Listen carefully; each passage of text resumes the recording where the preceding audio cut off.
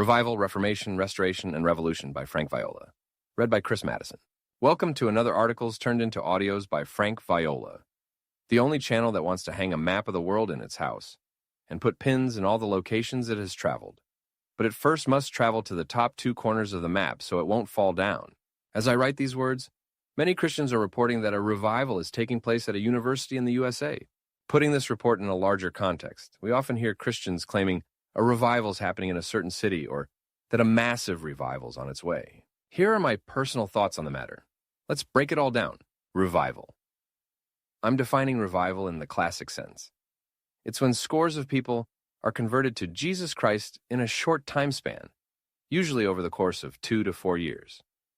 There's a great deal of prayer, a lot of repentance, and many conversions. Churches and chapels are marked by the functioning of the body of Christ, where laymen spontaneously start songs, share, exhort, testify, and even prophesy. There is leaderless worship, the felt presence of the Spirit, and sometimes demonstrations of God's healing power. There's also an overall awakening to the reality of Jesus Christ and His Holy Spirit. Aside from the numerous local revivals that were restricted to a city or denomination, since the 20th century, there have been 2 major revivals in the United States that swept the entire nation. The first occurred from 1948 to 1952. It began in Texas among the Baptists, and it is known as the Youth Revival Movement. The second revival occurred from 1968 to 1972. It began in California, and it was primarily outside the organized church where God's Spirit moved among the hippie counterculture. It is known as the Jesus Movement. Over the years, I've met many zealous Christians who were converted during one of these 2 revivals. In a true revival, a believer can spit on the sidewalk and a fountain will gush forth. Wandering sheep are brought back into the fold, and the lost are unusually open to the gospel. Revivals are beautiful, and I'm 100% for them. So I hope what's happening right now in the Upper South spreads throughout the entire nation and the world. But beyond their short shelf life of 2 to 4 years, there is another problem with revivals. Revivals merely resurrect a dying church back to zero. Once the revival ends, the churches and chapels that were affected by it continue as they were before.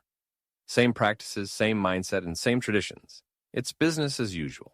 Christian community dies, enthusiasm dies, and the functioning of the body of Christ dies. The youth revival movement didn't change the Baptist churches. The revivals of the past that took place in the Upper South didn't change the Methodist churches after the waters receded. And all the revivals that took place among the Pentecostals and Charismatics never changed their traditional structures or systems.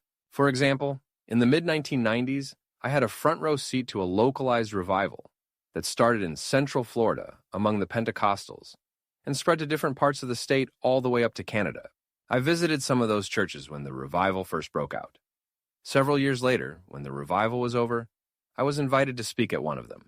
Nothing changed. The same church where thousands of people descended from all over the world had reverted back to what it was before the revival began. That was true for every other church that was affected by it. Revival, therefore, is a temporary solution to a long-term problem. Historically, it has never touched the root, and in many cases, what has killed some of the past revivals are insecure, ambitious leaders with institutional mindsets who either squash it or seek to leverage it to advance their own ministries. Reformation. John Stott made this remarkable statement about reform.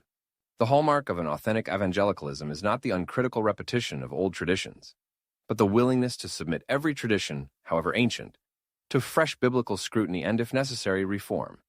To reform something is to keep the original, but to make improvements upon it. This has been true of every reformation that has taken place in history. For instance, Luther and Calvin reformed certain aspects of Roman Catholicism, but they left a great deal of it untouched. Reformations are wonderful, and I'm 100% for them. But something beyond reformation is needed to meet the heart of God: restoration. We can think of reformation as redecorating an existing house. A fresh coat of paint is applied to the walls and doors. Furniture and hanging pictures are updated. Restoration, however, is completely refurbishing the house. Old appliances are replaced with new ones, new cabinets are installed, bathroom fixtures are updated, old carpets are ripped up, and new flooring is put in, etc. In restoration, God uses one of His vessels to lead a group of His people to restore a truth or experience that has been lost to the body of Christ. In the charismatic world, restoration focused on restoring spiritual gifts and manifestations. 2 movements before it, one in the United States and the other in England, were focused on restoring the unity of the body of Christ. Restoration is wonderful, and I'm 100% for it. But it's never gone far enough in dealing with the overall structure and mindset of the Christian populace. That brings us to revolution. Revolution. A revolution is a radical departure from what previously existed.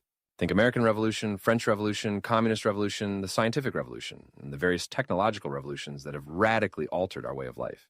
Revolutions turn everything upside down. They destroy the perfect and enable the impossible.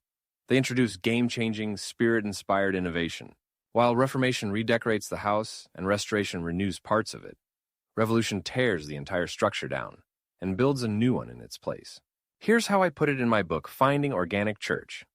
What is needed in the body of Christ is not restoration. It's not even revival. What is needed is a revolution, a complete and radical change from top to bottom, a new sighting of Jesus Christ and his church, and a change of both mindset and practice. To put it bluntly, we need a revolution in our understanding of the Christian life. We need a revolution in our practice of the church, and we need a revolution in our approach to church planting. A.W. Tozer spoke in the same vein. In his book, Keys to the Deeper Life, originally published in 1957, Tozer wrote the following in a chapter entitled, Leaning into the Wind. I believe that the imperative need of the day is not simply revival, but a radical reformation that will go to the root of our moral and spiritual maladies and deal with causes rather than with consequences, with the disease rather than with the symptoms. It is my considered opinion that under the present circumstances, we do not want revival at all. A widespread revival of the kind of Christianity we know today in America might prove to be a moral tragedy from which we would not recover in 100 years. Tozer's observation about the limitations of revivals and reformations is the same as my own. How he defines radical reformation is what I mean by revolution. A spiritual revolution is a complete overhaul opposed to a cosmetic upgrade.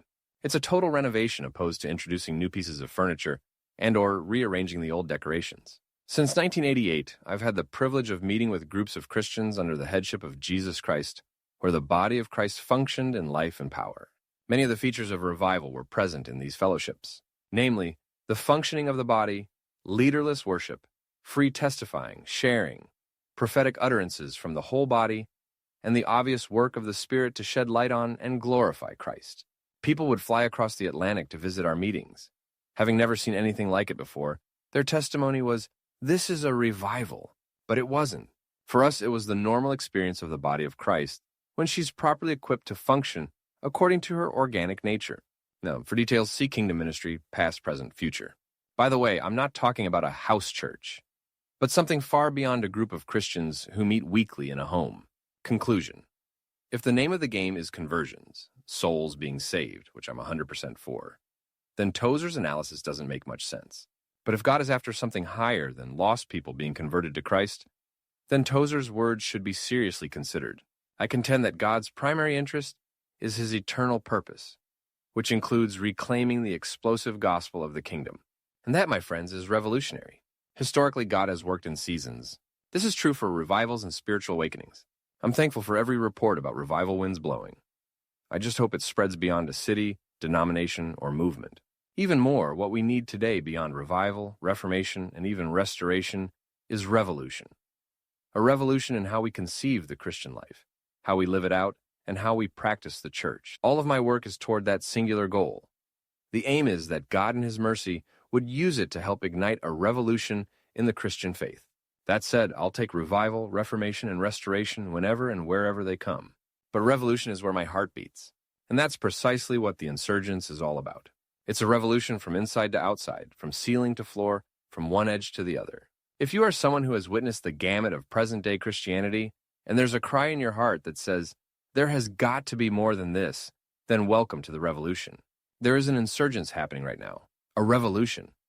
But it's the size of a man's hand, and it's outside the industrial religious complex. One of the essential ingredients needed for the insurgents to move into high gear is this, that those who are genuinely called to God's work and who grasp the explosive gospel of the kingdom would be willing to labor together with their peers.